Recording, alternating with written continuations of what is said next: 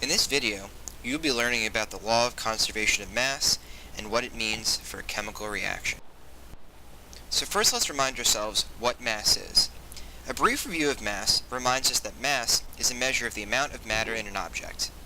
In other words, mass can be thought of as a measure of atoms or molecules in a substance. For example, this bowling ball will have a much higher mass than a beach ball of the same size, because the bowling ball has many more atoms. In science, we have something called the law of conservation of mass. The law of conservation of mass states that in a closed system, or one in which matter cannot enter or leave, the mass of the reactants will equal the mass of the products. Pictured above is a crude example of a closed system. The balloon will prevent any substances from entering or leaving during the reaction. To further explain the law of conservation of mass, we look at the individual atoms and molecules. We can observe this concept in action on the molecular level.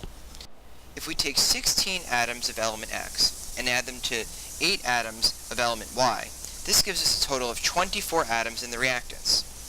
We create a group of compounds made up of 16 atoms from X and 8 from Y that still total in 24 atoms. They are just bound together chemically now. In this reaction, sulfur and iron combine to make iron sulfide. Notice our closed system above. If 32 grams of sulfur combine with 56 grams of iron, we can be sure that 88 grams of iron sulfide will be made as long as the reaction took place in a closed system. Simply add the masses of the reactants together. If there is more than one product, it becomes harder to predict their individual masses. Thanks for watching. For more information on the law of conservation of mass, watch the Balancing Chemical Equations video on my channel.